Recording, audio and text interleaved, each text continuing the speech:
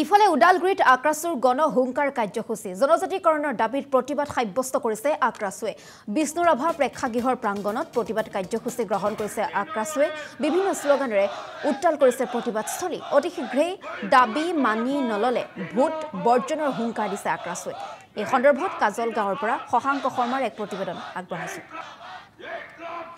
হয় মই উপস্থিত আছো উদালগুৰি জিলাৰ চহৰৰ মাজমজিয়াত আৰু উদালগুৰি যি বিষ্ণু ৰাভা কৃষ্টি সংঘৰ প্ৰাংগণত ৰাতিপুৱা 11 বজাৰ পৰা 1 বজালৈকে আচলতে সদৌকুচ ৰাজবংশী ছাত্ৰ সন্থা আক্ৰাছু উদালগুৰি জিলা সমিতিৰ উদ্যোগত আৰু উদালগুৰি জিলা কোচ ৰাজবংশী জনগোষ্ঠী বিভিন্ন দলৰ সহযোগত উদালগুৰি জিলা সমিতিৰ আচলতে আক্ৰাছুৰ বিষয়ববীয়াসকলে তেওঁলোকে প্ৰতিবাদী কাৰ্যসূচী ৰূপায়ণ কৰিছে আৰু তেওঁলোকৰ মূল দাবী পাঁচটাকৈ দাবীত আচলতে তেওঁলোকে এই প্ৰতিবাদী কাৰ্যসূচীত অংশগ্ৰহণ কৰিছে তেওঁলোকৰ মূল পাঁচটাকৈ দাবী হৈছে কোচ ৰাজবংশী জনগোষ্ঠীৰ জনজাতিকৰণৰ মৰ্যাদা প্ৰদান কৰক ঐতিহাসিক পৃথক কৰ্মকাণ্ড ৰাজ্য পুনৰ্গঠন কৰক বিটিচি অঞ্চলত কোচ ৰাজবংশী জনগোষ্ঠীক ভূমিৰ অধিকাৰ প্ৰদান কৰক বিটিচি অঞ্চলত কোচ ৰাজবংশী জনগোষ্ঠীক সংৰক্ষিত মৰ্যাদা প্ৰদান কৰক কেৰেলৰ সৈতে মৰ্যাদা সহকাৰে শান্তি চুক্তি আলোচনা কৰক এই মূল পাঁচটাকৈ দাবীত আচলতে তেওঁলোকে প্ৰতিবাদী কাৰ্যসূচী ৰূপায়ণ কৰিছে মোৰ লগত ইয়াৰে একাংশ বিষয়ববীয়া আছে মই তেওঁলোকৰ সৈতে পোনে পোনে কিছু কথা পাতিবলৈ চেষ্টা কৰিম কি ক'ব যিহেতুকে আপোনালোকে আজি 11 বজাৰ পৰা 1 বজালৈকে প্ৰতিবাদী কাৰ্যসূচী অংশগ্ৰহণ কৰিছে কি ক'ব আমি সদৌকুচ ৰাজবংশী ছাত্ৰ সন্থা ওদালগুৰি জিলাই আজি গণহুংকাৰ কাৰ্যসূচী লৈছিলোঁ বিভিন্ন ৰাইজৰ সহযোগত এই গণহুংকাৰৰ আমাৰ মূল দাবীসমূহ আহিছিলে যে জনজাতিকৰণৰ কোচ ৰাজবংশীসকলক জনজাতিকৰণৰ মৰ্যাদা প্ৰদান কৰা কোচ ৰাজবংশী জনগোষ্ঠীৰ বিটিচিৰ জনগোষ্ঠীসকলক ভূমি অধিকাৰ প্ৰদান কৰা আৰু সমতাপুৰ পুনৰ্গঠন এনেকুৱা কাৰ্যসূচীৰে আমি আন্দোলন আজি আমি অব্যাহত ৰাখিছোঁ আৰু আমাৰ মূল কথা হৈছে 6 জনগোষ্ঠীৰ জনজাতিকৰণৰ লগতে কোচ ৰাজবংশী জনগোষ্ঠীসকলক আমাক জনজাতিকৰণৰ মৰ্যাদা প্ৰদান কৰিব লাগিব কিয়নো আমি ৰাজ্যপ্ৰাপ্তিৰ অধিকাৰ বিচাৰিছোঁ আৰু কোনো জাতিৰ জনগোষ্ঠীৰ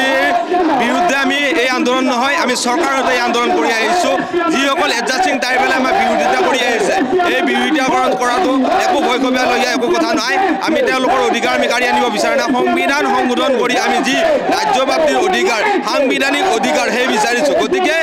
অসম চৰকাৰ আমি আহ্বান জনাব বিচাৰিছোঁ মাননীয় মুখ্যমন্ত্ৰী ডাঙৰীয়া যে আৰু কিমান দিন চাব আমি বহু ধৈৰ্য ধৰিছোঁ গতিকে এই ধৈৰ্যতা সৰলতা বুলি যাতে নাভাবে যদি এই জনগোষ্ঠীৰ জনজাতিকৰণ আমাক নকৰে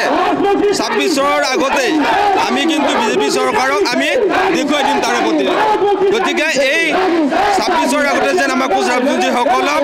অসমৰ কোচ ৰাজবংশীসকলৰ লগতে যে বিটিচিৰ কোচ ৰাজবংশীসকলক জনজাতিকৰণ মৰ্যাদা প্ৰদান কৰে এই আহ্বান থাকিল গতিকে বিশেষ কথা নকওঁ আমি গতিকে আমি বহুত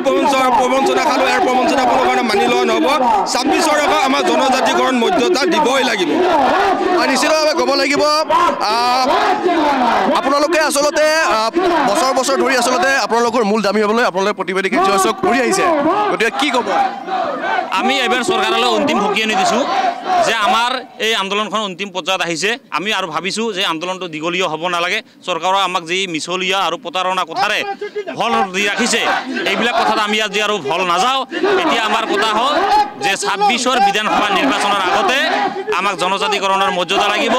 কেএলৰ লগত শান্তি আলোচনা হ'ব লাগিব সমতাপুৰ বিষয়লৈ ত্ৰিপাক্ষিক বৈঠক হ'ব লাগিব আৰু অসম বিধানসভাত যি 25 নৱেম্বৰত এটা প্ৰস্তাৱ লৈ পেলাই কেন্দ্ৰীয় চৰকাৰলৈ প্ৰতিবেদন পঠোৱাৰ কথা কৈছে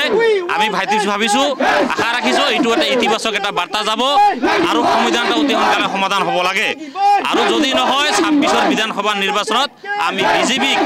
ভোট নিদিবলৈ আমাৰ মানুহক বিজেপি দল ত্যাগ কৰিবলৈ বিজেপিৰ নিৰ্বাচনী সভা সমিতি বাধা দিবলৈ আমি আৰম্ভ কৰিম নিশ্চিতভাৱে ক'ব লাগিব যে অসম লাইভৰ প্ৰতিগৰাকী দৰ্শকে দেখিছে এয়া আচলতে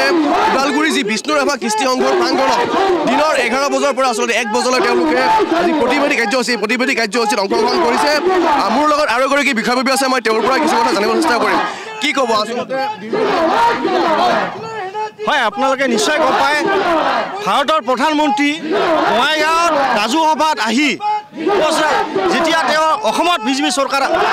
হয় কেন্দ্ৰত বিজেপি চৰকাৰ হয় তেতিয়া তেওঁ কৈছিল যদি বিজেপি চৰকাৰ হয় কোচ ৰাজবংশীৰ লগতে বাকী 5 জনগোষ্ঠীক জনজাতিকৰণ প্ৰদান কৰিব আজি ক'ত গ'ল তেওঁলোকৰ প্ৰতিশ্ৰুতি অসমত আজি বিজেপি চৰকাৰ কেন্দ্ৰত আজি বিজেপি চৰকাৰ 10 বছৰ 11 বছৰ হ'ল গতিকে তৎসত্ত্বেও কিন্তু আজি কোচ ৰাজবংশীৰ লগতে বাকী 5 জনগোষ্ঠী জনজাতি প্ৰদান লাগে আজি ইয়াৰ পৰা আমি বুজিব পাৰিছোঁ